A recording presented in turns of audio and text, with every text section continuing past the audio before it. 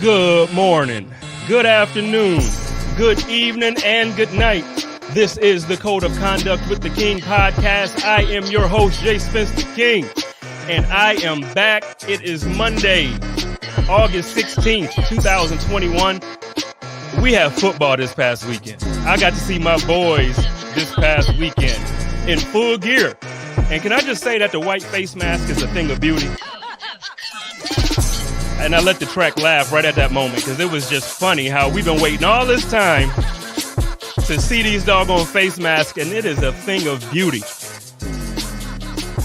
This past Friday, the Buffalo Bills defeated the Detroit Lions by a field goal in the last minutes by our guy, Tyler Bass.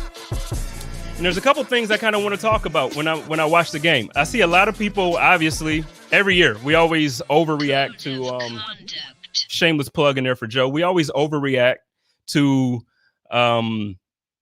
everything in a preseason. You know, somebody runs a 50-yard run. There was one guy that got, I think the Patriots had like a 91-yard touchdown or 81-yard touchdown. Oh, he's the best running back in the league. We didn't say that in Buffalo, but we always overreact to everything that happens in the preseason.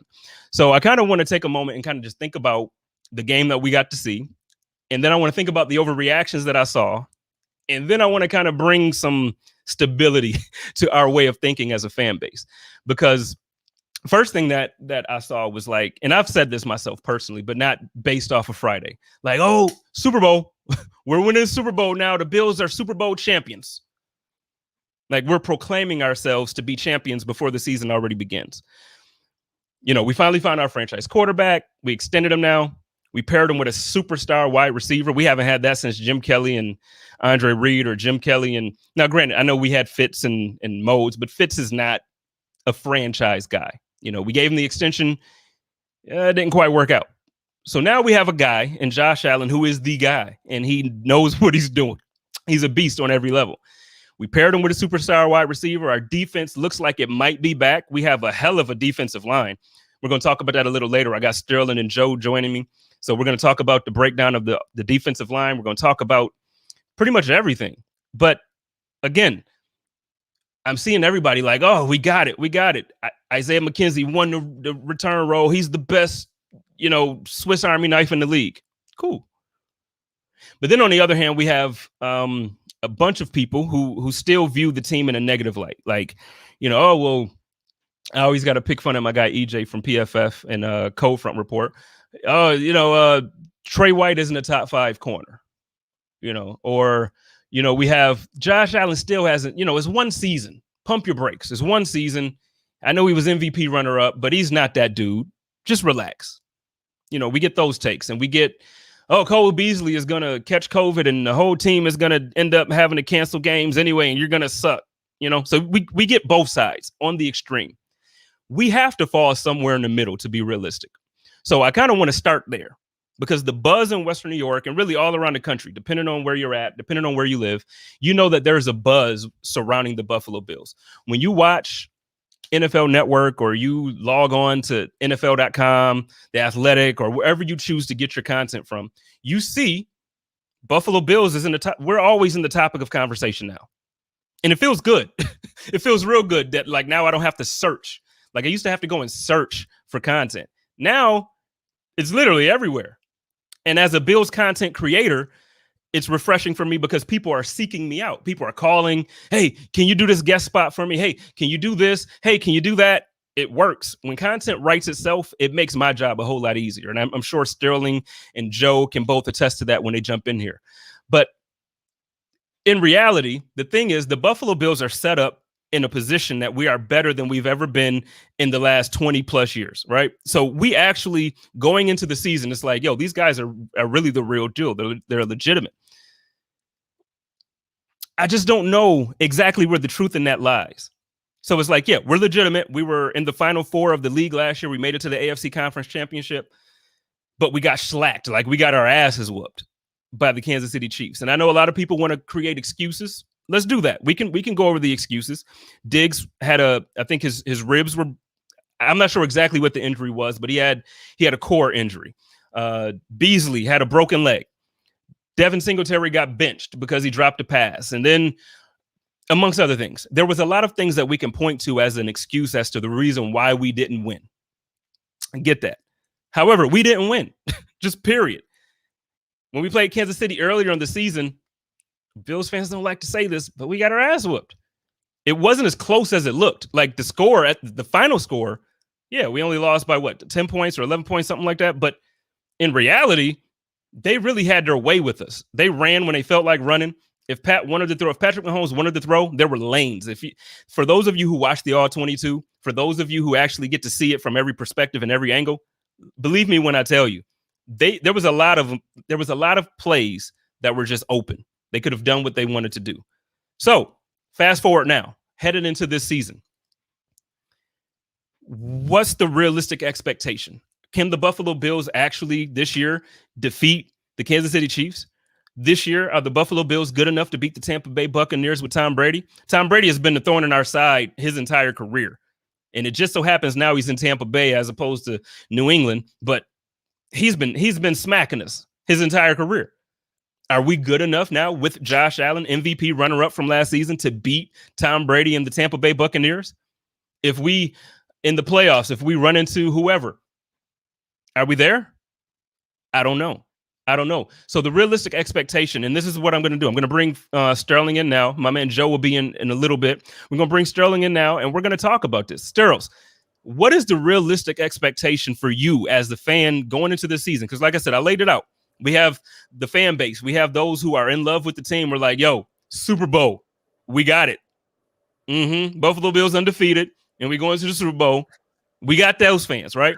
And then we have the other fans that are like, nah, we still not quite there. Let's pump our brakes and wait to see what Josh really is, or wait to see if the defense can improve. What do you think? What are your thoughts on that? Man, it's hard to separate being a fan and then being analytical, right? You know, like for those of us who do content, you know, for fun or for a living, whatever you want to call it, like for me, I have to watch the game on Sunday as a fan, and then I have to go rewatch the game on the All-22 as an analyst, right? And looking at this Bills team, I mean, I think it's warranted. I mean, I think it's okay to be excited about the team because they're really good, right? I think we also have to keep our minds of what we've kind of been through as a fan base over the last 20 years, right? So you have your negative fans, like you mentioned, who just think everything the Bills do is trash, right?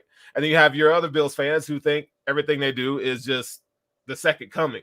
So where I stand is the Bills are going to be really good, but they definitely have areas where they can improve, just like every other team, right?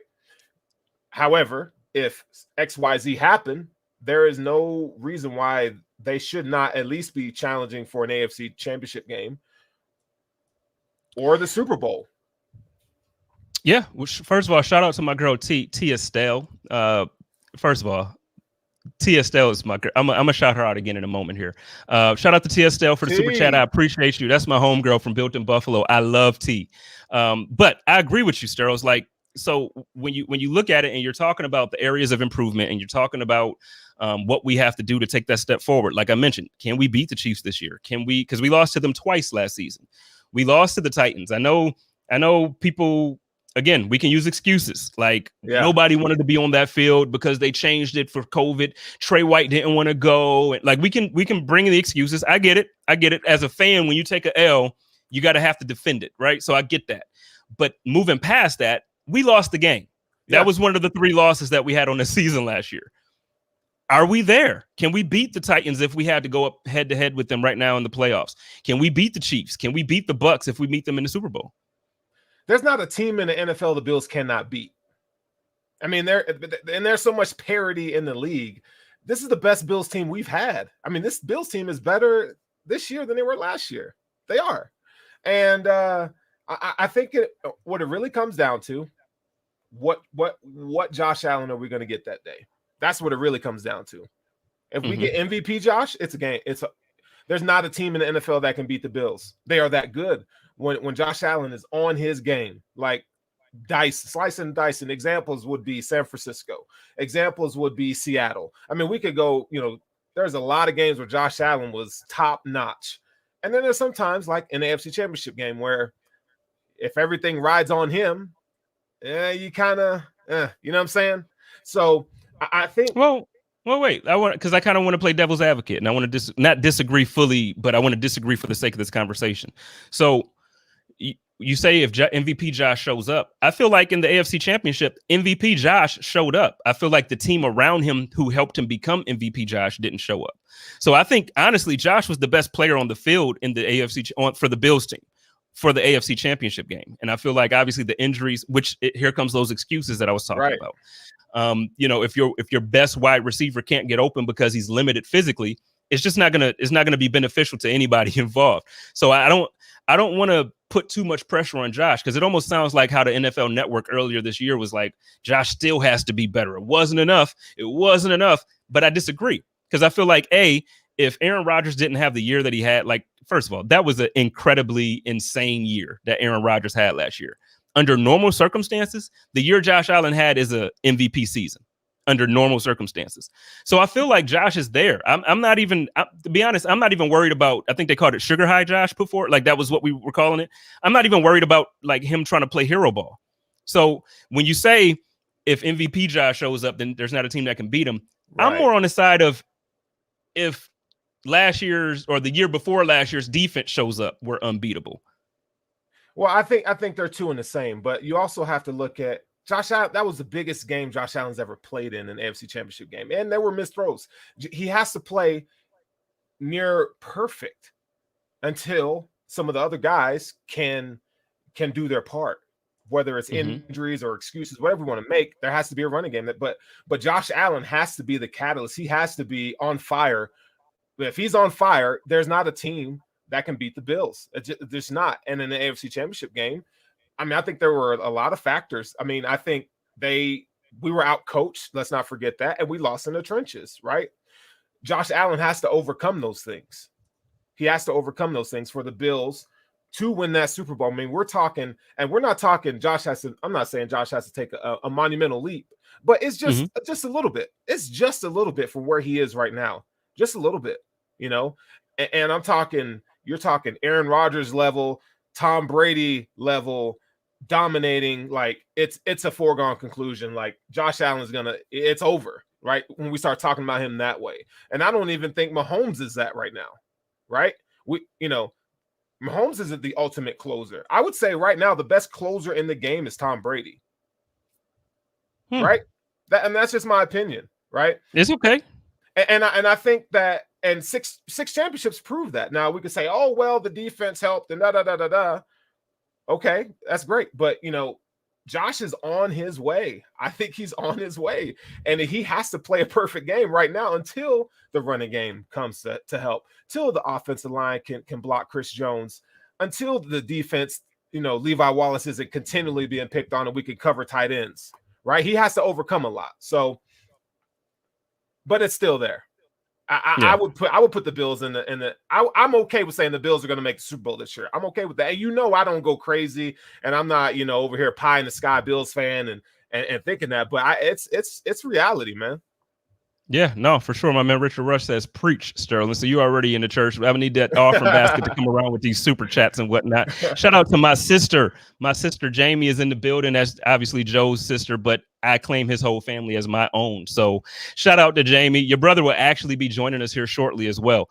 Shout out to my man Brian is in the building. All the usual suspects are here. Want to appreciate everybody. Going back to our conversation, man. I don't know. I just feel like sometimes, especially those of us who, are in the content creation world, I feel like we overanalyze Josh. I really do. And I'm not, and maybe this is the homer in me coming out now. Maybe it's because I love him so much. Maybe because I think he's perfect and he looks great in shorts, like everybody says. And I think like when he has the visor, I think visor Josh is like, I just something happens. I tingle, pause. Like something just ain't right. Like I get excited when I see Josh with the visor and he's like out there dropping dimes. So part of me feels like we're overly analytical, because if I guarantee you there are about 25 other teams in the NFL that wishes that they had the type of play that Josh Allen is coming forward, and what we saw last season. And last week on the Hump Day Hotline, I actually talked about how no, he wasn't the most accurate his rookie season. And even his second year, he kind of he needed to improve some more. He made improvements, but he needed to take another step forward. I still like for his career, he's put up elite numbers in the red zone. He's put up elite numbers in several different areas that matter when it comes to winning. So when it comes to that, I just feel like when we're saying like still needs to be better, he needs to be like Aaron Rodgers. I feel like he's been that. He's been a closer. His second year in the league, he led the league in fourth quarter comeback wins. So I think he's just as clutch as now. I know we're talking about Super Bowls here when you compare him to Tom Brady, but I think Tom Brady, and you mentioned it, he had those defenses to go with it. He had Bill Belichick to go with it. So the experience and the total, I guess, everything combined helped Tom Brady be there. Sean McDermott he's not Belichick yet. Now, do I think he can get there? I don't know if he'll get 6 Super Bowls, but do I think he'll be good enough? I think he's absolutely already proven that he's a great leader. I think he's a man of men. You know what I mean? Like he's a guy that men don't mind following, and that's tough, especially in a league like so. In college is a little bit easier because obviously now there's money involved, but there wasn't money involved before. It's scholarships. You kind of get to tell these young men who are growing, these kids growing to be men. You kind of help develop them. Whereas now in the NFL, you got a bunch of grown ass men. You're not about to tell these men how they come to Buffalo. These guys are looking forward to becoming the best versions of themselves. And it's not in the sense where they're like robotic, like everything that we hear out of New England. It's not how it's like it's only winning and there's no fun and there's fun in Buffalo. There's enjoyment in Buffalo. Guys are taking pay cuts to stay in Buffalo because they love it. They have fun. You see all these handshakes and high fives with Josh Allen on the sideline. You hear Josh Allen mic'd up and he's like making jokes about people. I don't even remember. Like he's like, did that thing clear up or whatever? Like, just making fun of people and they're enjoying it. So from the sense of that perspective, I think Josh will have that support and he'll have all of that. But as of right now, man, I don't know. I just really feel like we overanalyze the Josh Allen take. So, and I get where you're coming from, but just think of the Chiefs. You got guys like Kelsey and Hill outside of Mahomes. On the defensive side, you got Honey Badger. They had a really good rookie cornerback last year that played well. Their whole secondary was lights out towards the end of the season. You know, they have more top end talent than the Bills. So where Patrick Mahomes doesn't have to be perfect. You see what I'm saying? Right now, we don't have we have a lot of depth, but we don't have a lot of top end talent outside of Trey White, outside of Stephon Diggs, outside of Josh Allen, right? So I think their top end talent wins, right? We're not there yet. So in order for us to get to the mountaintop, that's where I'm saying Josh Allen, he has to do even more than what's typically expected of a normal quarterback. That's what I'm saying. If that makes more sense. No, it makes sense. I got you. Develops. So it's not a knock against Josh Allen and his development, what he's done, but we do lack some of the top tier talent to overcome, you know, where Josh doesn't have to be all and do everything. And you know what? That's if I'm honest, that's the reason why, and I don't really talk about it much publicly because I just don't feel like dealing with trolls from the internet. But that's part of the reason why I'm critical of Patrick Mahomes, because I truly believe the same thing. And this is why I'm overly critical of Baker Mayfield, because I truly believe if Josh Allen had those type of rosters year 1, 2, and 3, the Bills would have had a Super Bowl just like the Chiefs did. Like I swear on everything. The reason why I'm so tough on Baker, and this is I'll put all my bum ass Baker takes to bed now. Like I'll stop being difficult on him this year. I promise. Like that's over. But the reason why I've been so critical of Baker Mayfield is because it seems like, first of all, you got 2 great, not good, not okay. You have 2 great running backs. So like when Chubb is injured or when somebody's suspended, you still got a guy that can rush for 125 yards any Sunday. So you got 2 guys in the backfield that can lead any backfield. Then receivers. Let's not talk about the fact you got 2 typically number 1 receivers plus a couple guys that are like the second. So you have a very, like you said, top end talent. 2 tight ends that are like 2. Give the Buffalo Bills one. Give us Njoku. Come on, bro. Give us Njoku. Preach, bro. Preach. So when I go in on Baker, it's not because I don't think Baker's an NFL quarterback. It's not because I don't think Baker has from what I've seen in Cleveland, Baker is a good leader. Even though I give him a tough time, Baker's a good leader.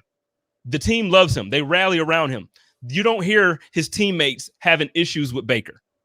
Baker is the leader. His teammates love. How about getting those W's for your team, though, man? And I'm not talking about he had a great year, his rookie year. He's going to be. No, he didn't win. They didn't make the playoffs. His second year, they didn't make the playoffs. People talk about Josh. Josh made the playoffs 2 out of 3 years. Put some respect on my quarterback's name with a lesser roster.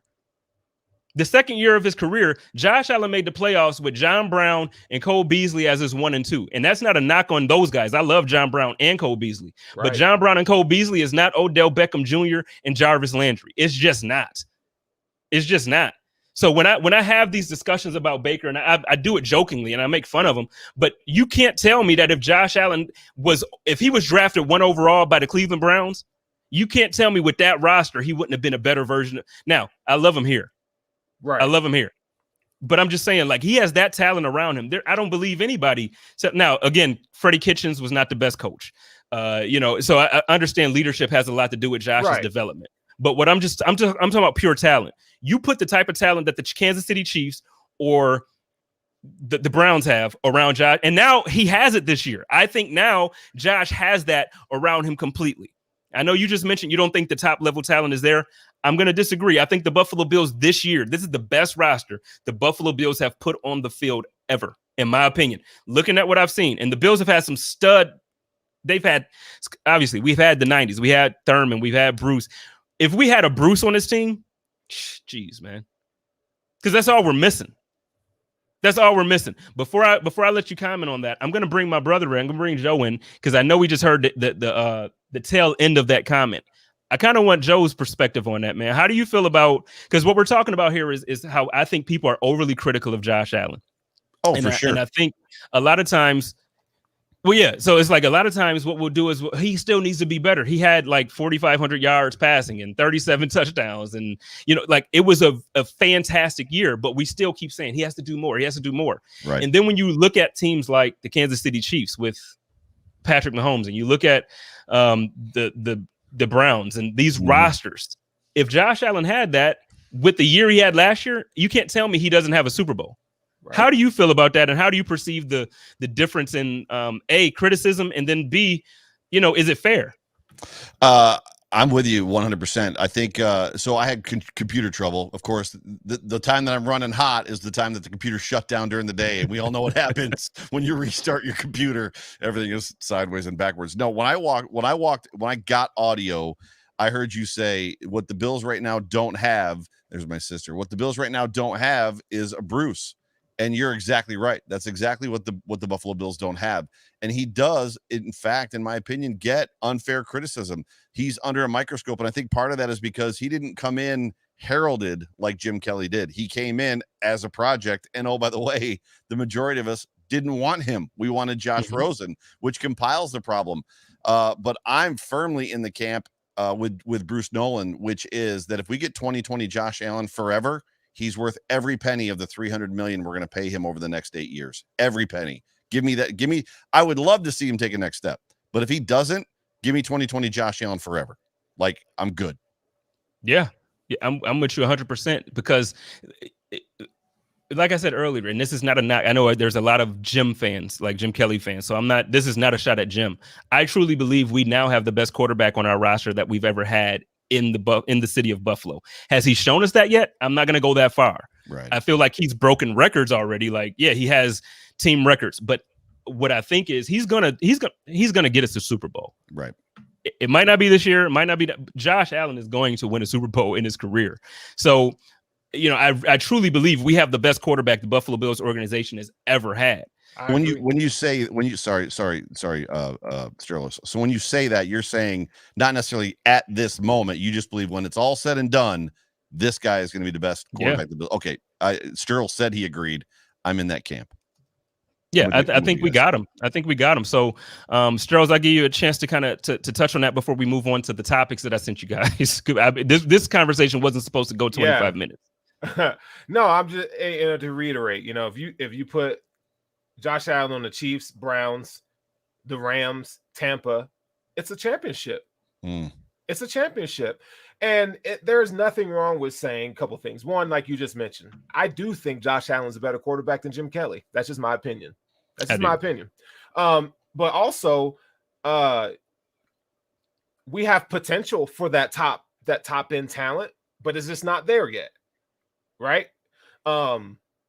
Hopefully, guys like Gregory Rousseau and some of these guys materialize into their ceiling.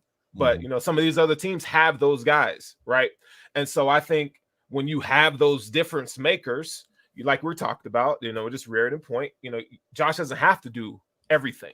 Right now, Josh has to do everything. Right. The Bills want to win the Super Bowl. He has to do everything. Right. As of right now, we're not talking about potential, but right now, he has to do everything. That's why Russell Wilson only has one title, because Russ typically has to do everything. No, Russ only has one title because he had a good defense that year. If he didn't have that defense, he wouldn't have any titles right now. Because even with him doing everything, you're right. I'm agreeing with you. But I'm just saying he had a defense. If it wasn't for the Legion of Boom, it was over. Aaron Rodgers has one Super Bowl. Well, they mismanaged. We could talk about the Packers, but they mismanaged him. But it takes a lot. It takes a lot to get that done. Agreed. All right. Well, let's get into some of these topics. We had our first preseason game last Friday, and I know everybody was excited about it. I know I saw Joe tweeting, I saw Sterling tweeting, I saw everybody tweeting. So I had a chance. I watched it, but I actually ended up going to the Cardinals game out here to watch that as well. So first question I got for you guys, man, who's winning the practice squad, the quarterback position? We saw Davis Webb do some things, and we saw Jake Fromm do some things. What do you think? Because one of them ain't gonna make it. You go first, Sterls. Davis Webb is he's the coach, right? Let's just call it what it is. So he's practice squad guy. I think you spent a 5th round asset in Jake Fromm. I think he's your quarterback 3. I think developmentally long term, I think there's more value in him being a backup quarterback, because Trubisky's going to be gone. So I think it goes just as last year. I think Davis Webb is your practice squad. He's your coach, right? And then you got Jake Fromm wins QB3. Well, Eli agrees with you. Eli says hot take. He says Webb will be cut to become coach and Fromm becomes QB3. So, I mean, like, you're not the only one thinking this way. What do you think, Joe? I don't think I've reversed stance a little bit. I'm not sure that the Buffalo Bills are going to keep 3 quarterbacks. Obviously, one will go to the practice squad. I'd be surprised if 2 did. I'd start with this, and I said this last night. Is it me, or if Josh Allen and Davis Webb, or Josh Allen and JP Losman had a baby, wouldn't it be Davis Webb? Like the way that, like the body frame, the lankiness, the long face. They both have a 7 on their jersey. Like, when I was watching Davis Webb play, he looked a little bit like a cross between the two of them. Neither one of them on Friday night were necessarily settled. Davis Webb seemed a little erratic in his behavior. He played well. And obviously, what we saw from Jake Fromm with the turnstile. And I said last night as well that a turnstile would have been better in front of him, because at least there would have been some resistance when the end came off the edge. Right. I mean, some resistance. He was clearly not settled, but he still gutted it in long enough to get that ball to Stevenson, which was a perfectly thrown ball that Stevenson ran under.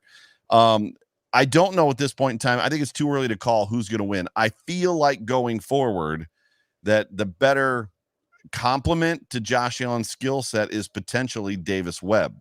However, I agree with Sterling. I think that when you spend that capital, you want to give that, and you've got the backup right now that you've got. QB2 is only going to be here for 1 year.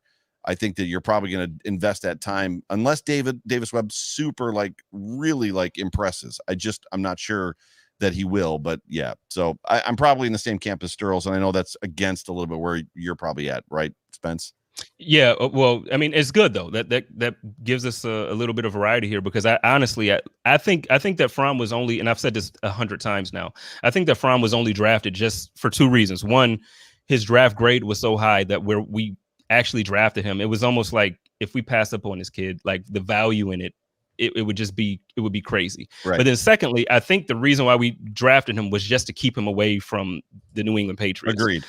So at this point, I don't think that his skill set, to Joe's point, I don't think that his skill set matches what Josh is. So for instance, part of the reason why I was so adamant about the Bills not trading away Mitch Trubisky is because if Josh goes out and Mitch has to come in, the game plan doesn't have to change much, besides the fact that obviously Josh he's just more capable to do certain things. For sure. But you don't have to change the game plan. If Jake Fromm was to come in, the entire offense changes. The 100% the entire offense changes. Right. So I don't see Jake Fromm being as valuable just because he's a draft pick. I think Bing can trade him.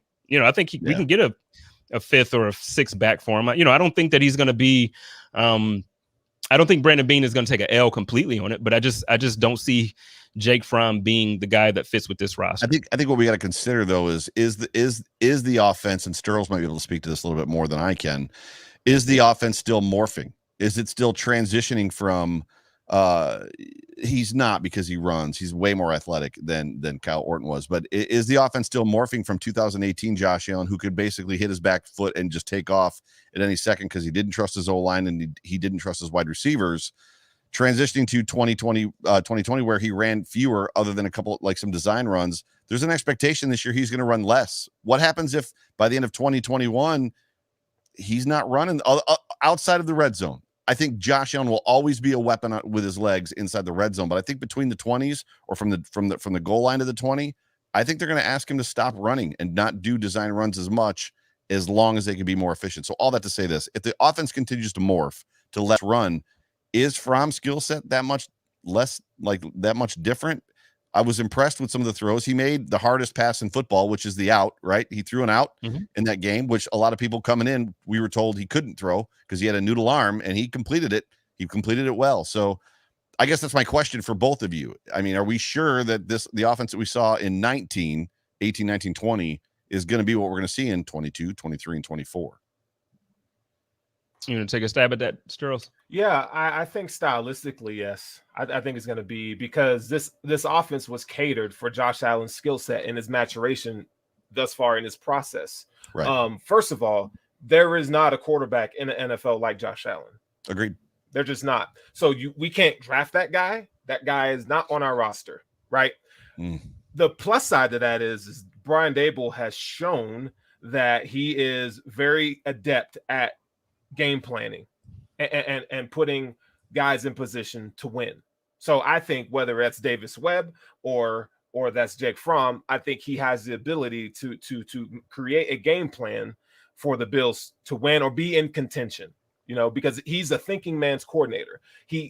This guy, he changes and morphs throughout the season. Right. Okay. And we have to remember that there's some play callers who just kind of stay the same. Andy Reid is one of those guys too. They change and they morph throughout the season. So those are great things to have. And Jake Fromm, like Davis Webb, is what you saw on Saturday. That's as best as he's ever going to be. Right.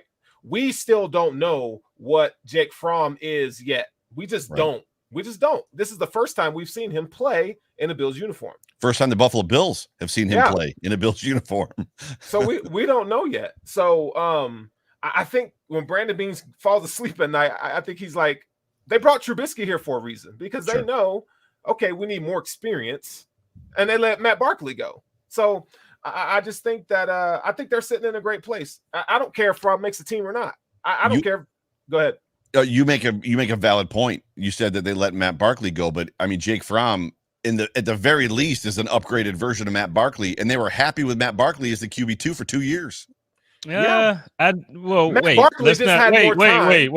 hold on, man. Come on. Let's not disrespect Matt Barkley by saying Jake Fromm is an upgraded version of Matt Barkley. Like, we haven't seen Jake Fromm in the NFL yet. I said Matt Barkley. Case scenario. I said worst case scenario, he's potentially, I mean, best case to scenario, me, that's best case, he gets traded and wants to be a starter somewhere and wins a starting job someplace. Worst case scenario for him, I guess worst case is he could be cut. I mean, worst case for us as Bills fans, he's potentially an upgrade over Barkley. You're right. We haven't seen him. I don't think he's an upgrade though. But I would rather have Matt Barkley on his team than Jake Fromm. Matt Barkley went in for one play against the Chargers and took it in the face by Joey Bosa. I mean, that's what Matt Barkley does. He had one good football game as a Buffalo Bill, the Jets, the very first game he played. Yeah, that was it. I also think that Well, I think the Bills had Matt Barkley on the team to help Josh's development, not necessarily really to have him as I get it. He had the backup role, right? But they were really hoping that Josh was super healthy, which I'm sure every year we do. But they were hoping he would never get injured, and it was literally just about having a coach's eyes with Josh. I don't think that's the same can be said about Jake Fromm. So when we say he's an upgrade, the purpose of Fromm, well, no, I mean, that part, or I don't think he's a good football player. So I don't think he's going to be as good as Matt Barkley. Because in college, he wasn't. Come on, Joe. Like, there's a reason he fell all the way to the 5th. Jake Fromm is not that dude that everybody thought he was going to be coming. Like, there were people who were saying he was going to go in the 1st round. I hate to say this, but Tom Brady fell to the 6th. You just don't know. Tom Brady is not every. Come on. When Tom Brady came out of Michigan, there was a reason that he went in the 6th round. He was not that dude. I can agree with you there.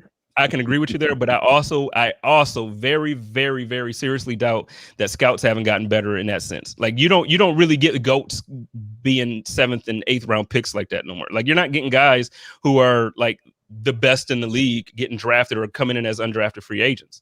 Like, how often does that happen now? Well, it's never happened often. So, but I still see teams whiff on Mariota and whiff on Jameis Winston and whiff on quarterbacks year after year after year. Sam Darnold, I see teams whiff all the time. So I want to agree with you. I'm just not sure that they haven't figured it out, because I don't think they have. I think that I've said it 100 times. The draft is a crapshoot. You're better off taking $500,000 and putting it on black and spinning the roulette wheel, in my opinion, than drafting somebody in the top 10 of the NFL draft. Because you just don't know. It's a crapshoot. Aaron Maben. Oh, he went 11th, but you know what I'm saying. Mike Williams went 4th. Where did Darius go? Darius went 5th, right? Was it 5th or 6th? 9th. Was it 9th? I didn't think third. It was that late. It was third. I was going to say I thought it was top 3. He was 3rd. Yeah. By the way, are you wearing a Terrence McGee jersey? No, I am wearing a Stephon Gilmore jersey. Oh, I was going to say, mad respect if you were in a McGee jersey. I was like, dang. Yeah, no, I can't find a McGee jersey. I've been looking. Trust me, I can't find it. What are you going to say, Sterles? I think we got to put a little bit of respect on Jake Fromm's name, just a little bit. Nope. Hold on. Nope. Hold on. Let me finish. No, you can finish. I'm just telling you, I won't put respect on his name. But go ahead. In college, he's not a bad quarterback. He was not a bad college quarterback. He was just very inconsistent. Now, he did have the cupboard full of talent. I'm not saying that he's backup material. He's just in his career, he's just a guy. Matt Barkley, same thing. Matt Barkley had, if you want to talk about weapons in college, Matt Barkley had it all. He had it all. Mm-hmm. And though they're just a guy. And that's all Fromm will ever be, is just a guy. He's okay.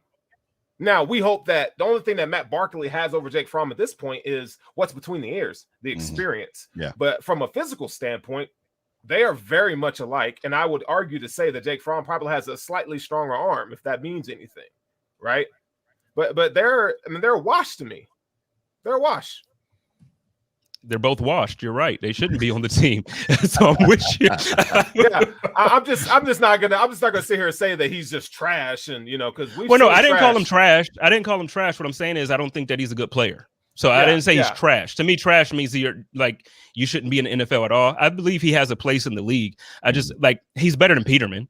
You know what I'm saying? Like I'm not going to trash him, but I do not think that he deserves the type of talk that we're giving him right now. Like we're just anointing this guy as like a good player. And in college, it's the same conversation. Wait. It's the same conversation that now Bills fans want to have about Tua because he's on Miami. Oh, he came out of a pro ready offense. He had all these weapons and he should be pro ready. And now he's not playing.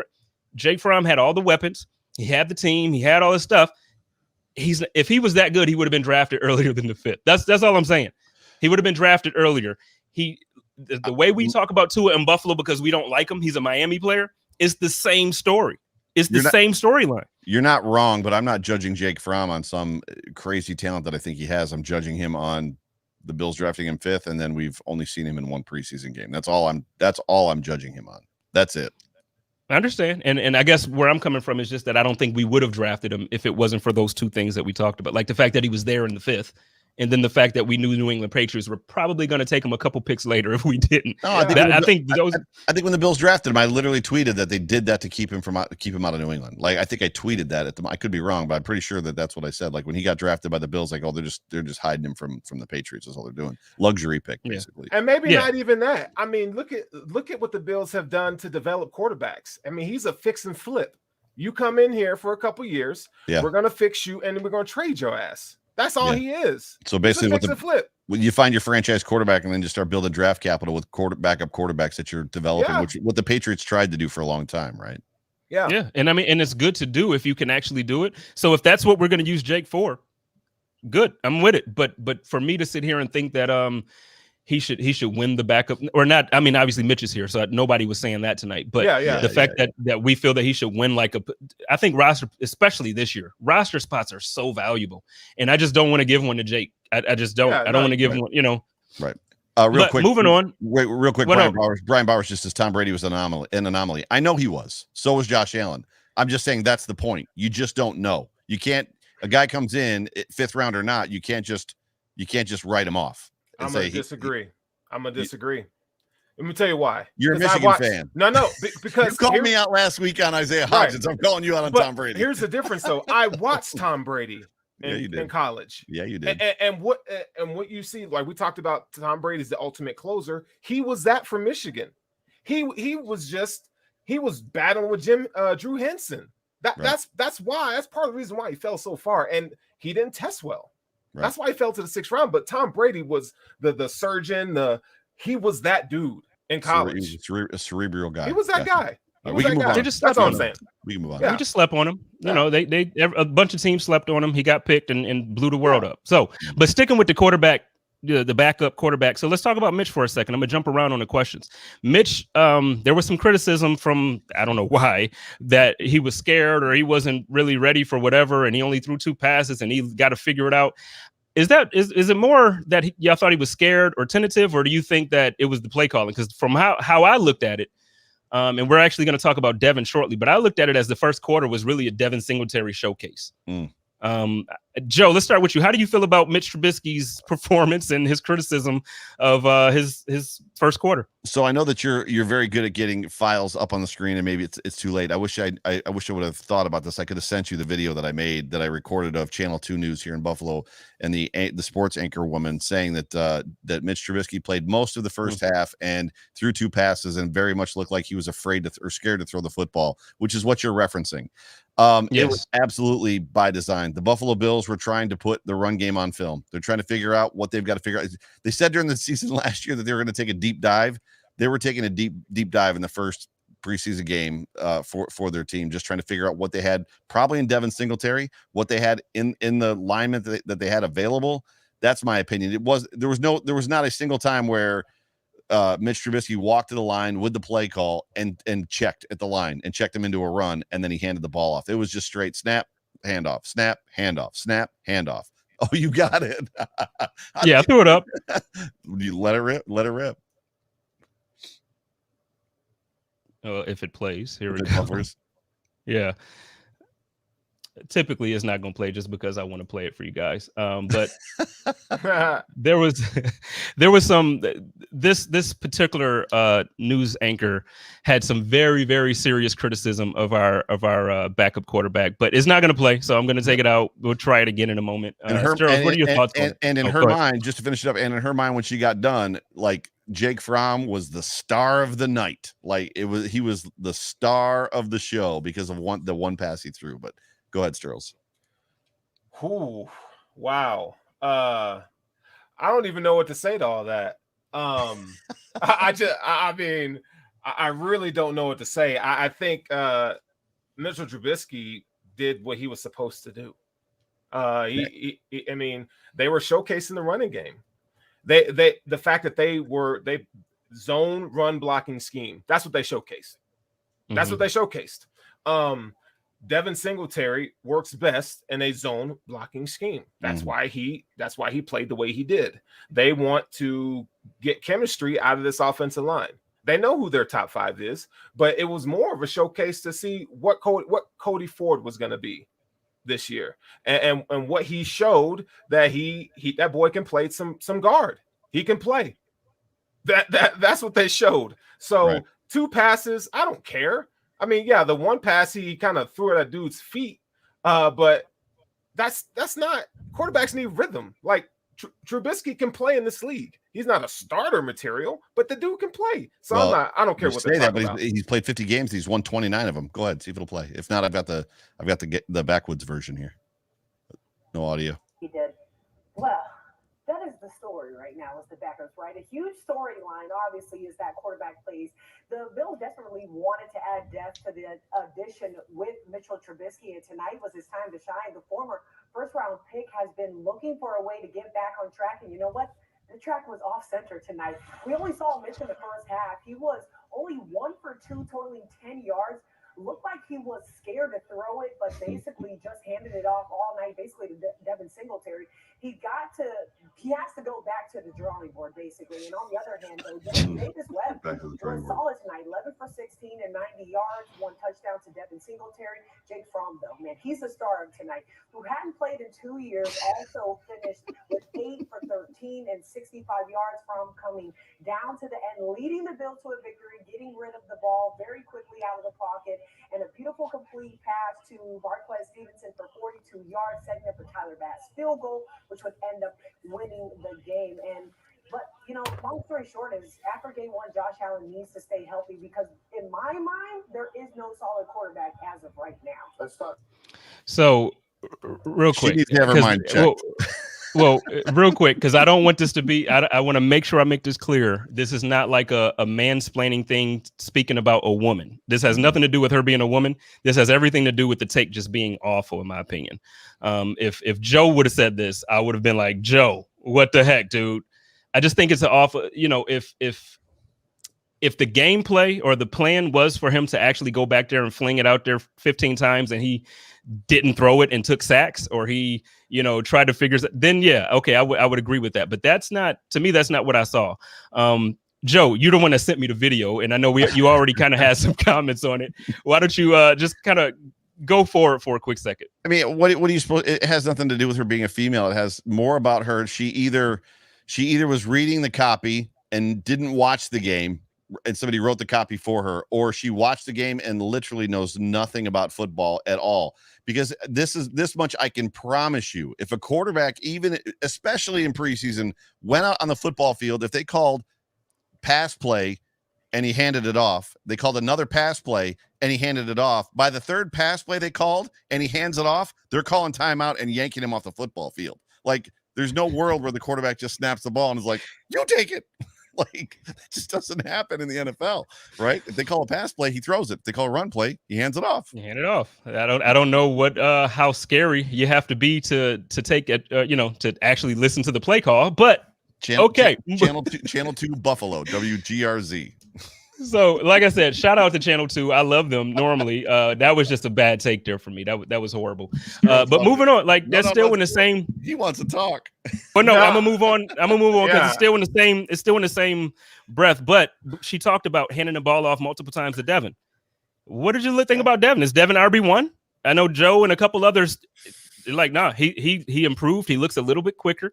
He looks like he's decisive. And I agree. He looked very good last week. What do you think? Who you asking, me or Joe? You, yeah, Sterling, yeah. Oh, I thought he looked good. I think Devin Singletary looks good, but I don't see any improvement from Devin Singletary from what I saw. I just saw that he was in a better situation from a run scheme, from the blocking perspective, and he was more of a one cut runner, cut and go. So. Yeah, I think Zach Moss is still probably RB1 just from what we saw last year towards the end of the season. And that's okay. But running back 1 in this offense doesn't mean anything because they all split reps. If we want to be critical of anybody's running, it was Matt Breida. I felt like Matt Breida needed to be more decisive, with some of his carries. He kind of is kind of filling out, but you also have to look at who was up front when he was running the ball too. So I need to see a little more moving forward as far as Matt Breida goes. But to your point, Devin Singletary was Devin Singletary. What you saw right there was what we saw year 1. That's the same dude. So. Yeah, for me, my question to that. Oh, go ahead. I was just saying, Devin Singletary rushed for 5.4 yards per carry as far as his average goes. Breida was 2.7. Antonio Williams was 2.2. For me, if I'm looking at 2.7 versus 2.2 in a backup role, I don't care how much speed they have. I want the guy that runs angry. And Antonio Williams, for me, from game one, ran angry. Like he was attacking the defensive line when he had the ball.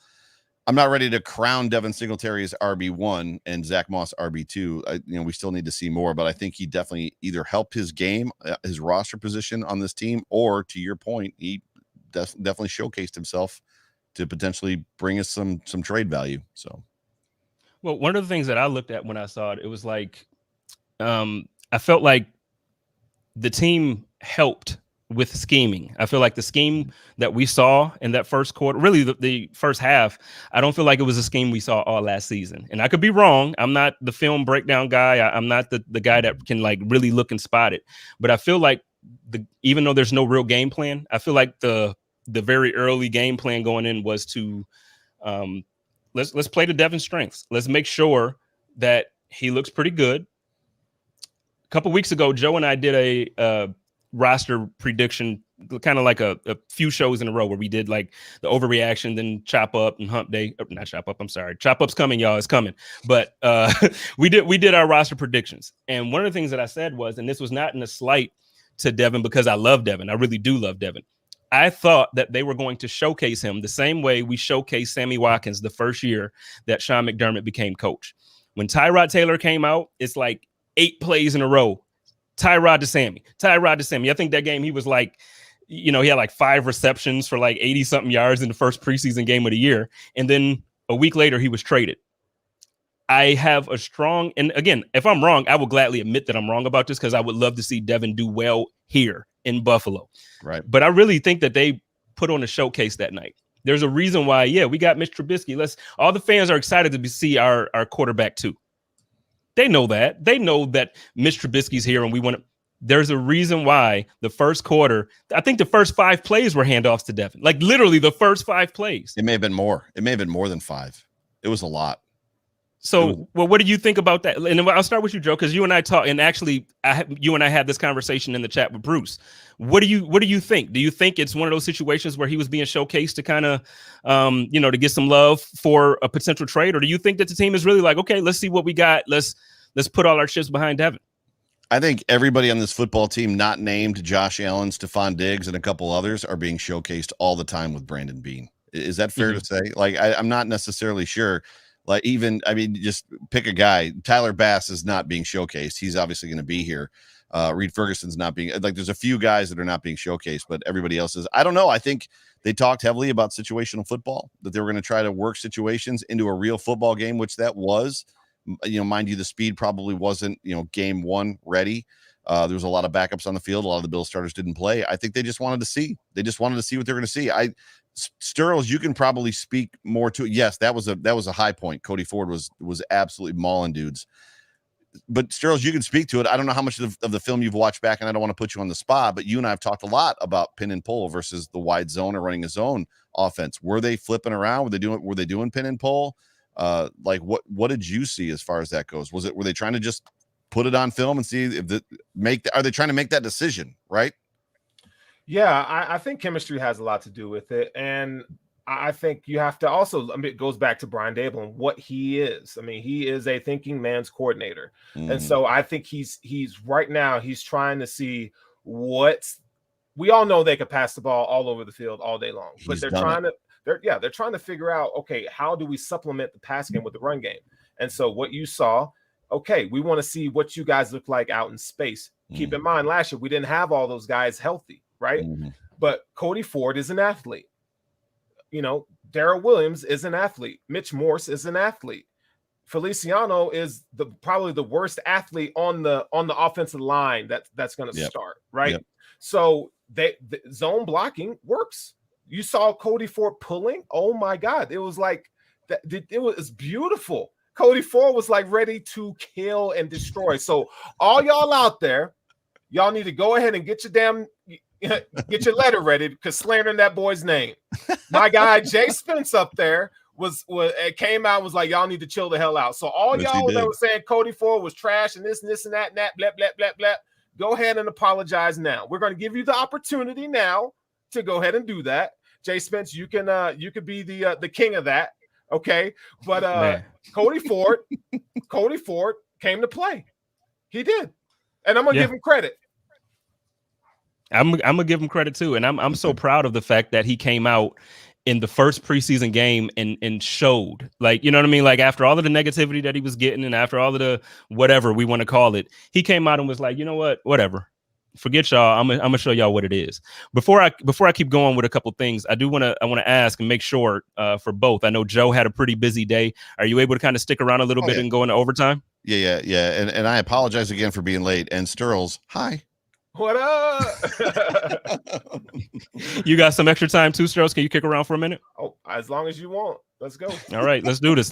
For the record, I just want everybody to know, like, right now we're still kind of just running this, but during the season, the way this is going to work, the first hour will be the podcast, and then I'm actually going to go probably a half hour to 45 minutes overtime every single week, and this is the opportunity for the super chats, and this is the opportunity for us to talk.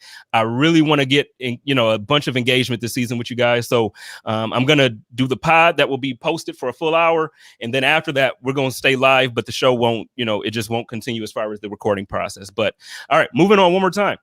The defensive line. First of all, this is the most excited I've been about the defensive line since we had the cold front.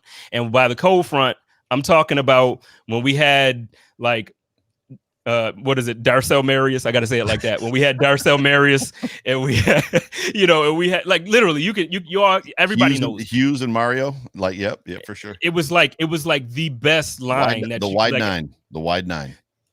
So let's start with Joe with this, because I know how Joe actually, he had to tell me, you need to put some respect on Mario Williams' name, because I was upset. I ain't gonna lie. I was upset. Do we have 2.0 of the cold front? I don't know yet. Obviously, I mean, if I'm going to react, then I'm going to overreact. I loved the energy. The energy was back, and the energy was great. There was a lot of great wins. There was a lot of winning that Groot was doing with his length, which was great. And when you saw him stick his hand out, it stuck his hand in the chest of the tackle, and the tackle was kind of like this, cupping his hands together because he couldn't reach him, kind of like what our dads used to do when they would hold us off with their hand like this, and you're like, literally, that was kind of what was going on there. He got folded up a little bit in the run game, which Sterls could probably speak to. I think from the ground standpoint, there probably wasn't as much as we want to see, but hey, it's preseason game number one. I loved the energy out of F.A. Obata. I loved what I saw out of Andre Smith. I know he's not part of the line, but as far as this defense goes, there's a lot to be hopeful for. I'm going to go back and say it. If this defense can find what it had in 2019 and we get 2020 Josh Allen back, book your flights to Buffalo for the parade. That's all I'm going to say. Well, I'm gonna just be honest. I already kind of got the flight booked because it's cheap, and I can cancel if it needs be. But before I move to Sterling, you just mentioned F.A. Obata, and a couple weeks ago on our prediction show, you were struggling with trying to figure out if he makes the roster or where you see him after week. And I know it's only been one preseason game. Do you still feel the same way, or do you think now he's kind of more so a guy that you feel will make the 53? I'm still nervous because Darrell Williams didn't exactly hurt himself. And Darrell Williams is the fifth edge rusher on the left side or on the right side right now. The fifth. Darrell Johnson, sorry. Darrell Johnson's number 5 on the right side. So if he makes the team, how many guys are going to keep? Right? Epinesa looked good. Obata looked good. Basham is kind of the only one that kind of really didn't shine and didn't flash in that football game. Groot looked good. Hughes is making this football team. Are we back to having the conversation about Mario Addison getting cut? I don't know what the answer is. I don't know how you keep old guys regardless of cap, and let young guys go, because they're going to get scooped up by other teams, and then they're going to win championships with other teams. But that's just my thoughts. So cut down date. We're going to cry. There's going to be a lot of us crying. It's going to be bad. I told everybody when we did that show, I said, look, it's going to be some breakups that y'all not ready for. Oh yeah. It's going to be some breakups. Sterling, do you think that we got the second coming of the cold front? I won't say the second coming, because we had elite, that in my opinion at that time it was elite talent. Marcel Darius was, I think, Darcel Marius, whatever you want to call him. Okay. Darcel Marius. Big Boy I think he had like 10 sacks, and so did Kyle Williams. Okay, so Yeah. by my calculations, that puts those two at the defensive tackle position in the top 10 of the league. So, and then you had Mario Williams, who was a top 5 defensive end in the league at the time, top 3 even. So no, we don't. It's not the second coming of the cold front, but I think this is the best defensive line that we've had from top to bottom. Like from a depth standpoint. And I said this on the hoof last week. I even mentioned this on your show last week. We talked about the defensive line, and I was really high on the defensive line. And I told y'all, Groot's that boy, he gonna ball out. He's gonna ball out, and he did. He did. So I like this defense. I love this defensive line. I love it. I think this is the best defensive line Sean McDermott has had in his career. I just don't know how you keep even with the youth and how young they are. I don't know how Addison and Butler stay on this football team. Don't you hold on to that youth? Yeah, I think Addison makes it. I think McDermott he loves his guys. He loves his guys. But yeah, I think Vernon Butler's he's gone. He gone. He's slotted ahead of Harrison Phillips in that football game. So weird. He's gone. He is gone. He gone. What'd you think of Harrison Phillips? How do you think he played in that football game? I think he was okay. I think he had some good snaps. You would have liked to see him win on 3rd and short. You know, I think he failed to seize the moment there, and I don't think he anchored down enough. So I think that hurts him.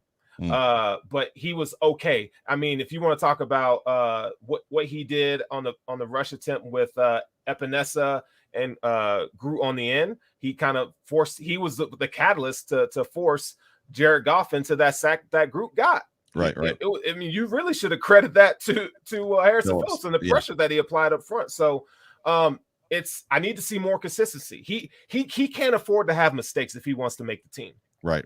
For sure. He can't afford it. So, and for some reason, Vernon Butler can afford to make mistakes, which is just bewildering to me. Bobby Hart and Vernon Butler, they should be friends because they're both going to be packing their bags. So it's like, bro, when are you leaving? When am I leaving? Bro, when are you leaving? It looks like that Spider-Man meme when they're all both pointing at each other. Yeah, exactly. Exactly. They gone. They gone. Well, let me ask you this, because we're still talking about the defense. Leslie Frazier today also, it seemed like he was like oozing when he was talking about Star Lotulelei.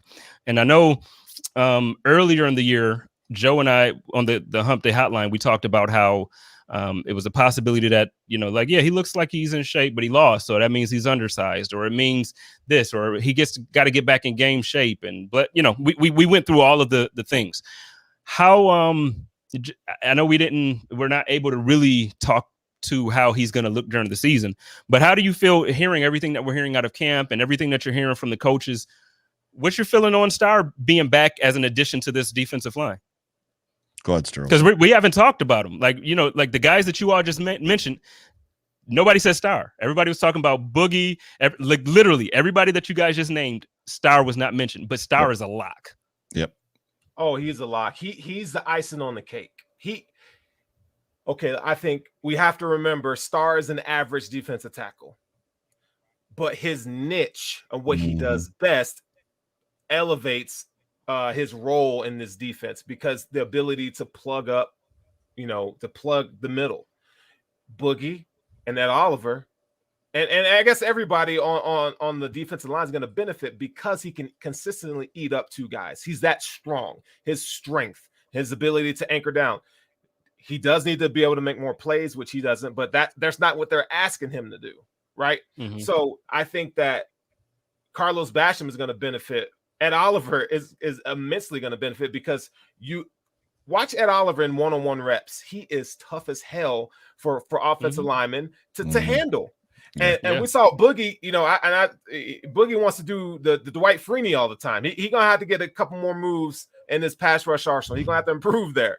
But Star is going to be huge, but we're not going to see it statistically, right? We're just going to see it from a standpoint. He's going to hold up to Tremaine Edmonds is going to benefit, and I think the rest of the defensive line members are going to do as well. So, Joe, before you comment on that, I wanted to kind of, so everybody knows what I'm talking about. I just wanted to play this really quickly. This is defensive coordinator Leslie Frazier talking about Star Lotulelei today during his presser. Some of why he didn't play in that ball game is some of the good things we've seen in practice. That was enough that we've seen tell us it wasn't necessary to put him out there in that ball game, that we could wait another week and continue to evaluate some of the other players we wanted to be able to see. So he's had a really good camp. We were all wondering what it would be like when we got him back. And boy, he's been a bright light for us in a lot of ways. So we still got some work ahead of us. He'll get a chance to get some work this week and maybe in the third preseason game as well. But up to this point, he's been a big boost to our defensive line. So what do you think, Joe? You're almost looking at him like a specialist, right? I mean, it's almost what you were saying, Sterles. He's almost like a specialist. What he does, he doesn't do a lot well, but what he does well is that one thing he does well. And when he's on the field for his 52% of his snaps, it makes everybody around him better because they have to face less competition, right? So Ed Oliver's going to get back to one-on-ones. Groot is going to get one-on-ones. Jerry Hughes is going to get one-on-ones because Starr is trouble. He's a little bit of a problem. He's a nuisance inside when he's out, when he's on the football field. I have said it 100 times last year. If Star Lotulelei is the reason that defense fell from 3rd to 20, whatever it was early in the season, the first half of the season last year, then he might be the greatest defensive tackle to play football. We're about to find out. If that defense comes out this year and Starr makes that big of a difference, I don't know what to say other than that dude probably belongs in the Hall of Fame, right? I mean, isn't that what we're saying? 52% of the snaps, and he can take a defense from 20 to 3. Yeah. Yeah, it's not just Starr though. But you know what I'm saying? I mean, obviously with Starr out, you're moving Ed to the 1, right? And like you're shuffling players around, and they had some trouble in some other areas. But I mean, it's hard to believe that one guy can make that big of a difference. But he's Trevor Ariza in his prime, DN3. Right. I mean, that's basically what it is. He comes in, he does his 111, and he sits the hell down. Right. Yeah. Right. And the thing that I'm extremely, I guess, excited about, I know a couple minutes ago we just mentioned how Boogie Basham needs to add some moves to his repertoire to really get going. Early on in the process, after the draft, everybody was like, well, we got Boogie who's ready to play now. And then we got the guy with all the raw traits. And now it's looking like our first round draft pick is actually ready to play. And our second has to be developed a little. Not that he won't play. He's going to play. But I'm saying, like, it looks like he needs some work. He needs to add some moves. He needs to do some things. But what I'm excited about is having Starr back. There were a lot of times, especially last season, we always hear the Bills are one of the best in the league at quarterback pressures. First of all, y'all know I complain about that because to me, a disruptive play means you literally disrupted the play. Like it was a bad play at that point. I don't want to disrupt the quarterback and they still convert a 3rd and 4 for 12 yards. So to me, that's not an actual pressure. I feel like this year with the length that we have on the D line now, including F.A. Obata, including Groot, I think that now Starr he's really gonna show. Again, it won't be sacks. It won't be like, you're right. It's not going to show up on the stat sheet. But I really do think, Joe, I think this is the year that Starr is going to prove his worth to all of the fans that doubted him. All the people that said, why is he making this much money? He doesn't even have any sacks or whatever. I think he proves, like, look, I eat these double teams up and I let guys like Ed Oliver go and eat. I take all these double teams. So now Greg Rousseau can go and do his thing. Like, this is what I do. So I think this year, and I think Trey White, all the criticism that Trey White got, I think it matters a lot to Trey White if the defensive line can actually do their job. When you're expected, I don't care if you're the best cornerback in the league. I don't care if you're Revis. If you are expected to cover a guy for 7 seconds, more than likely he's going to catch the ball. It's very difficult to guard a guy that long. But that's just how I feel. I really do think that the overall defense is going to improve because of Starr. So no, I know you were being a little sarcastic with the way you said it. I don't think he's the greatest, but honestly, I think the dude is super valuable. I don't think there's 10 more valuable defensive tackles in the league. I'm not saying 10 better. There are. But I think for what he means to the team, I don't think that there's too many guys that are more valuable in the defensive tackle position than Star Lotulelei is for the Buffalo Bills. I can't disagree with anything you just said. That's a first. I was expecting Joe. That is not true. That happens a lot. That happens a lot. I was expecting Joe to get me on that. What do you think about that, Sterling, since Joe is on my side this time? Yeah, I just think go back and look at 2015 Carolina Panthers and what Star Lotulelei's impact was. And that was Star in his prime. He was he had some moments where he's disruptive, and I think it's going to be consistent what we've seen from Star. Like Star sometimes makes a splash play, right? But you don't really notice him on the field because he's doing all the dirty work. That's what they paid him to do.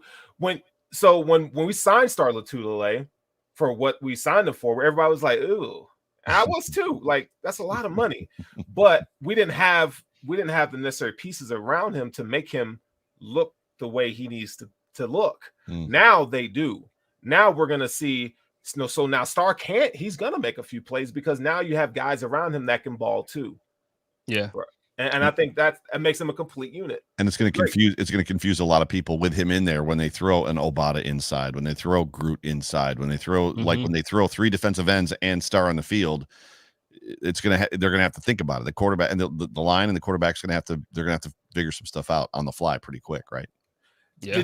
Did you guys see Rousseau when he was as reps inside? Oh my God. It's going to be fun. It's going to be fun. He's nasty. That boy is nasty, man. Disgusting. Golly. People don't realize how good he's going to be. Well, I didn't, and I'm being honest about that. When we drafted him, I was like, I was really disappointed. He's gonna be nasty. But because I feel like we're gonna dive into that a little bit. I want to give everybody who's listening to this by pod a chance to know where they can find your work, because this show is going to end via podcast.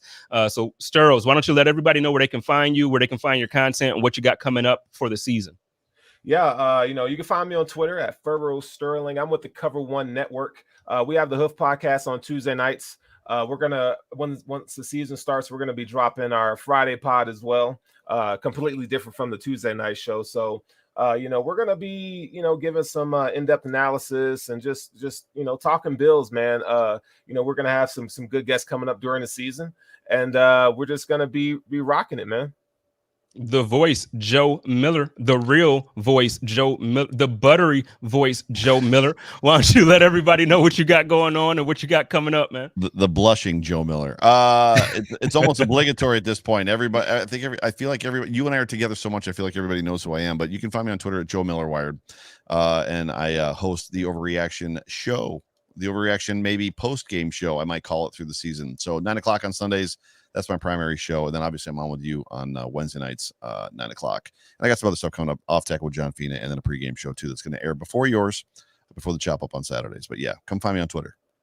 Yeah, it's going down. Find them on Twitter. It's going to be a good season. You had something else? No, I want you to close it out. Oh, well, sorry. Well, no. Before I do, I had a couple of announcements myself. Okay. So, like Sterling mentioned, we have the chop up starting as of September, the first Saturday in September, or actually, no, it's going to be the second Saturday in September. It's the day before the game.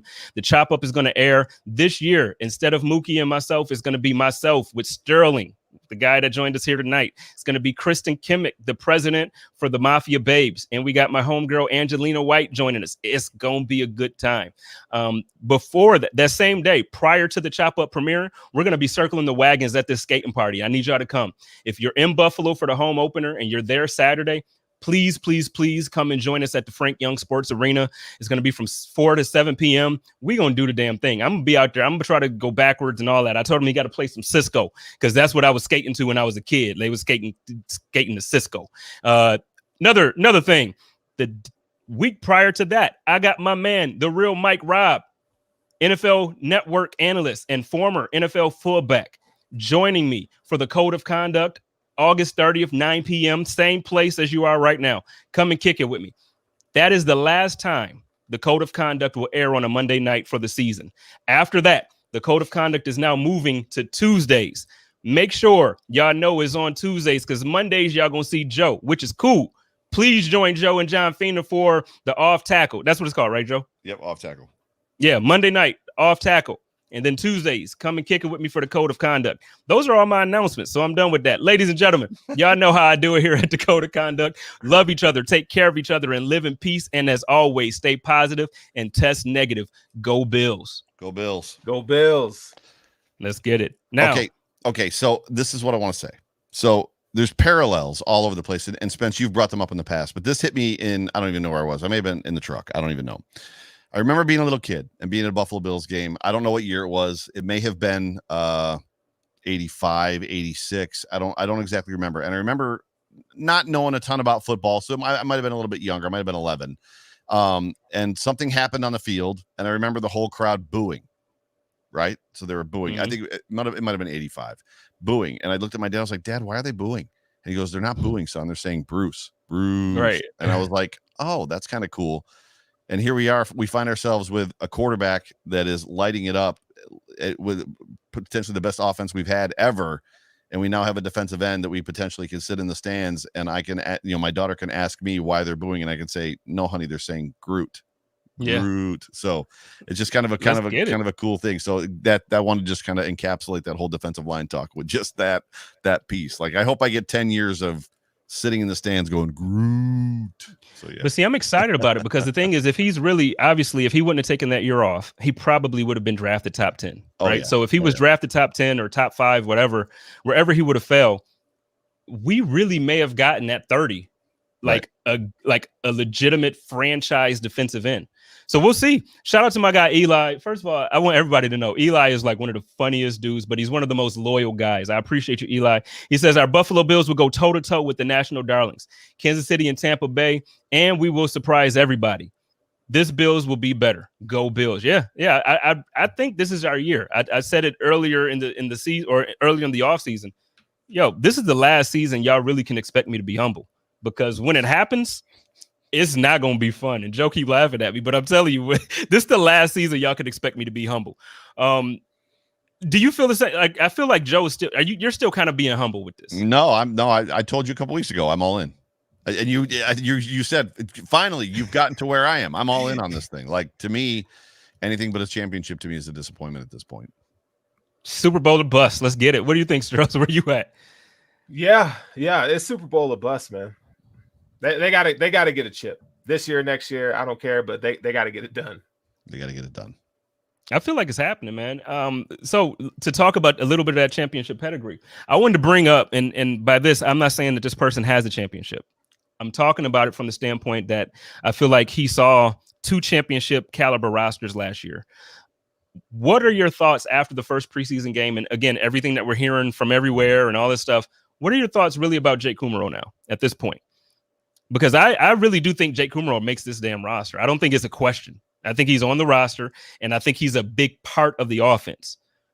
We can start with Joe here, and then the next question I'll start with Strauss. The reason why I'm starting with Joe here is because Joe and I have a bet, and I'm not going to go and grab my Cam jersey again because, you know what I mean? But we have a bet going on. So, Joe, how do you feel about Jake Kumerow, touchdown Jesus, at this point? I love touchdown Jesus. That's the problem, is I keep being called a hater. I would love to have this kid on our football team. I mean, it's Jake Kumerow is good. It's been one preseason game, and guess what? He didn't catch a pass. So I know that they ran the ball a lot when he was on the football field. I just don't. It's way too early. We just don't know what's in their heads. We don't know what's in their minds. Dare I say this is the first set of preseason games where even after the first one, and I don't know that it'll change after 2, where Bills Mafia is just as confused about, like, we're all just confused about what the coaching staff is trying to do. Like, what are they doing this preseason? Because it was confusing. It was must-see TV. I watched it till the end, which I normally don't do in the preseason either. So I watched it till it hit triple zeros. But there was a great deal of, like, from the start, like, what are they doing? I mean, didn't you guys feel that way? Like, well, I always, when I go into the preseason games, honest to God, I don't read too much into them at all. Like, even with the depth chart, like last week. No, I'm not saying you were, but I'm saying, like, even with depth charts and how they do them, I look at it like it's the preseason. So I don't think much into it. But normally you see some semblance of an offense, right? And the whole first team offense for that game was hand the ball off, hand the ball off, hand the ball. And I think it was more than 5. It got to the point where it was like 7, 8, 9 times. I was like, what is going on? Like, does this dude, does his arm hurt? Well, you know what? Let me ask you this, and in the comments, because this is question time. So come on, throw some questions out for us. But let me ask you, because I know I asked during the pod, but did it look like to you that Devin was being showcased to be shipped out, or did it look like, they were really just trying to establish a running game and consistency there? I'm confused. I know that it just put us in a situation where we did not get to see a lot of Isaiah Hodgins, and we did not get to see a lot of Jake Kumerow, which I was excited to see. I was excited to see those two right in prime time. That's what I wanted to see in that football game. Yeah. What do you think, Strauss? Do you think Jake is, like, how do you view Jake for this roster right now? He's wide receiver 6. He's making the squad. I think, when you look at what does he, so I look at it, okay, I know what he brings to the table, but what does he need to improve? And I guess it's getting off the line of scrimmage consistently into his route. Just like Isaiah Hodgins, once he's faced with being pressured, hands on him, I think they struggle to get separation. But I think where Jay Kumerow, I think he's better from a physical standpoint athletically. I think he has more of it between the ears, right? It's his experience. So and he plays special teams again. So I think he makes a team over Isaiah Hodgins. The fact that Isaiah Hodgins got hurt does not help his cause. Now, if the Bills keep 7, maybe Isaiah Hodgins makes the team if they keep 7. But then you have to look at, okay, Marquez Stevenson. I think he showed a few things. And if you guys go back and look at his route running, he improved. Yeah, he improved. Marquez Stevenson's route running is way better what I saw from his college tape. So he might have something to say. He definitely improved. Yeah. Not only did he improve, and I don't mean to steal the thunder for the segue because I think I know where you're going with the next question for Sterles. He put stuff on tape from a kick return standpoint that, let's be honest, the Buffalo Bills are one of the few teams last year that kept a kick return and punt return specialist in one. Normally, teams have a kick returner and they have a punt returner. And if there's a team out there that is down a kick returner or needs a kick returner or doesn't like the one they have, and you cut Marquez Stevenson, and he's not going to make it to the practice squad, somebody's going to grab him because he showed that he can return kicks at the NFL level. He showed that on Friday night. Yeah. Well, so before I do follow up that question with Sterles, Richard asks, and this is, I guess, for the sake of our bet, what happens if they keep 7 wide receivers and Kumerow and Hodgins both make the roster? I think Bruce has to wear the jersey. I would love if we finally got a Bruce reveal because of this bet. Like that would be the the follow-up now to Sterles then from that question now. So if Kumerow makes it, or if Hodgins or whatever it is, right? I think it's almost at this point, it feels like everybody just assumes that Isaiah McKenzie has won the punt and kick return position. Do you feel like he's won that role, or do you feel like Stevenson is showing, like you said, his route running and everything is actually kind of improving? It looks very good. If I'm being honest, it looks very good compared to what we saw on film. What do you think? You want me to be completely honest? Yes. Yeah, it's all I ever asked you for. I think Isaiah McKenzie graduated. I think he's a legitimate wide receiver. He is a legitimate wide receiver now. And I think what Marquez Stevenson showed, if he can continually do that in these next 2 games, he may win the punt return and kick return team and let Isaiah McKenzie be like a real wide receiver. Wow. Where you don't have to do that. Okay, so if that happens, then what does your wide receiver room look like? Because early on, Kumerow's not 6. At that point, Kumerow's not 6. Right. And also, like I said, Joe and I did our prediction, and to me, it mattered. So if Stevenson didn't win the role, to me, he was a practice squad receiver, even though he was a draft pick. If I said earlier, or not tonight, but if Isaiah McKenzie didn't win the role, I thought that the team moved on from him, especially because his contract doesn't hurt us to move on from him. Yeah. So if you're saying that he graduated, which I agree with, I love Isaiah McKenzie, and I feel like a lot of times I get slack for my takes, even though people don't know I truly love Isaiah McKenzie. What's your wide receiver room look like if that's the case? Who gets left out? Oh, I think Gentry, and I think Isaiah Hodgins. I think they get left out. Well, there's 12 on this roster. There's 12 wide receivers. The other ones don't even matter. Brandon Duke Powell. Williams gone. Brandon Powell, he gone. But I think you're looking at Diggs, Sanders, Beasley, McKenzie, Davis, Kumerow, Stevenson. I want to throw up this Eli comment. There is no way we are cutting Taiwan Jones. Can we please stop asking to cut Taiwan Jones? Taiwan Jones is a very, very, very, very, very, very, very, very, very, very important part of the special teams. We are not cutting Taiwan Jones. So it's Daryl Johnson. That's the problem. Yeah, but more so than Daryl Johnson, Taiwan Jones is a very, very, very, very, very. I feel like the only way this happens at this point is if he really just craps the bed. Right. What he does, he does what he does very well at special teams. Sure. So there's no, like, literally he has to go into practice and just be like coming in drunk or something. Like there's no way he's not making this roster. Mm-hmm. Yeah, I think Taiwan Jones makes the roster. I think Daryl Johnson, I think he can get cut because I think the Kumaro can play special teams. You know, you have to look at that, and there's a couple other guys that can play special teams. So I think Daryl Johnson, he might not make the squad. I don't care how much Leslie Frazier and those guys beef him up, but how much room? I mean, everybody can't make it. I don't think he makes the roster. I don't think he's going to make the roster. John says we've cut. He's referring to Taiwan Jones. We've cut him before. We have, but we also brought him back for a reason. As soon as the Texans let him go, he was right back in Buffalo. Like, and we also had Andre Roberts too. Well, different roles. Andre Roberts, special teams, there's still a number. There's still a number in the special teams team room. I'm with you, but yeah, Taiwan Jones, like around the league, it's not just in Buffalo and it's not just in Houston. Around the league, people respect Taiwan Jones the same way around the league people respect, to your point, Andre Roberts. So just in Buffalo, and I have this debate all the time since we did like the thing on the Podfathers pod, you know, when we were with Joe Marino and when I was on Bruce's pod. I absolutely value special teams. It feels like I value special teams more than the community of Western New York. So Joe, as far as special teams, because obviously I must be wrong at some point because I value it so much, and I think the valuable pieces in that room deserve a spot because of how valuable special teams are. How do you feel about this whole Taiwan Jones conversation? Do you feel like his value is like it should put him as a lock for the team, or would you agree here with Eli and John and others in the chat who are saying that he's probably on his way out?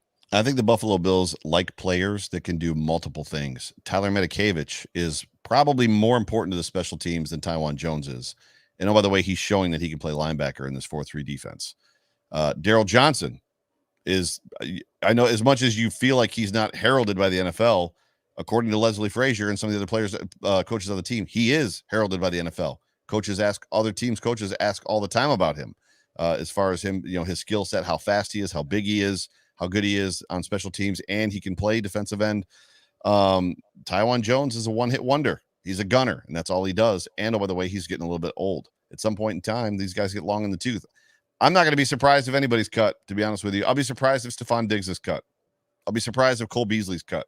Outside of that, like, everybody's a cut or trade candidate that's not wearing number 17, not named Josh Allen, right? I mean, I don't know that I have a better answer. Special teams are very important to me as well because I get frustrated and furious when the special teams are bad. So who's the guy that we had? Danny Crossing, right? That was his name? He's now in Miami. He made the second time around with us, and when he came back to us, special teams were garbage, and then they shipped him off, and he ended up in Miami. So, I mean, for all intents and purposes, special teams are incredibly important. I think to all Bills fans, people just don't understand rosters, which is why they got mad about Andre Roberts because they were foolish. As far as Taiwan Jones goes, I mean, he's a one-trick pony. And the question is going to be is can another smaller guy or another little gunner type body type guy get down the field? I don't have that answer. I'm not at practice every day, so I don't know. Okay. I mean, that's fair. So Isaiah McKenzie had an interview not too long ago, or it may not have been an interview. It may have just been one of his pressers. And he said specifically when it comes to Taiwan Jones, he said like the dude has elite attributes and speed when it comes to special teams and being a gunner. It's not. So I understand what you mean when you say it's a one-trick pony type thing. Like he's a gunner. That's what he does.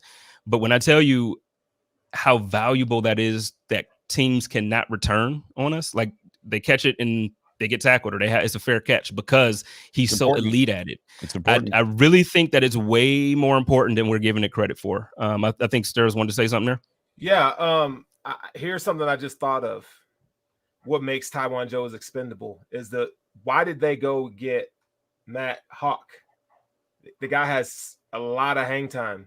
So when you're punting, and which the Bills don't punt a lot, when that hang time is up there, you're gonna see a lot of this. Right. Which you don't necessarily the emphasis on having an elite gunner, you can part ways with that. I think that's why they didn't bring Bojorquez back, because he's all power, no finesse. They went and got a punter that's all finesse, right? You know, so I think situationally, I think that makes Tywan Jones expendable if they had to go that route. And I also agree with what you guys are saying. Everybody's a trade candidate. So Devin Singletary could be traded, right? You know, I'm still on that. Yeah, I mean, so that's the hill I'm dying on until the season starts and he's with us. Everything that we've learned about Brandon Beane and Sean McDermott, they like to keep their options open. He's always looking for an opportunity to maximize his potential on his roster. So I think I think that's the basis and the foundation of where they're going with. And they're also extremely meticulous, and they think everything. So I think everything that there's no wrong answer. And I think everything that we're talking about tonight is literally true. It's true. And you see what I'm saying? Preseason game number 1. but to the point of to Matt Hawk, though, I don't think we're putting enough emphasis on like what he did on Saturday was really great, and what he's consistent what we've seen from him as a punter, even with the Miami Dolphins. That hang time, you don't have to have great gunners if he's kicking the ball that well. Agreed. True. That's all good points. So before we end the show, I do want to shout out my guy John Herring one more time. And this is what it comes down to for me. Whatever it ends up being, I trust Bean and my man Sean McDiddy. You know what I mean? Like I trust both of them to the point where it's like, look, they've made calls when they first got here that I was like, what? No. Like I remember how heartbroken everybody was when Shady was cut. I remember how heartbroken everybody was when we traded away. Like I remember. Sammy was tough for me. It was tough. Even though he had injuries, it was tough because I couldn't understand trading away a guy that we traded up for. I just couldn't understand it. So, but look, what it comes down to is Brandon Beane has given us every reason to trust him. He's had a couple misses. I don't want to act like he's perfect, but overall, he's put us in a position to win, and I'm going to trust him. Ladies and gentlemen, thank you so much for joining me, my brother, Joe Miller, my other brother, Sterles for the Girls from Cover One. This was the Code of Conduct with the King podcast, and this was live on the Buffalo Rumblings podcast or YouTube network. Thank you so much for joining us. Everybody, I'm going to say it again. Love each other because it's so important. Love each other. Take care of each other and live in peace. And as always, stay positive, test negative. Go Bills. Go Bills. Go Bills.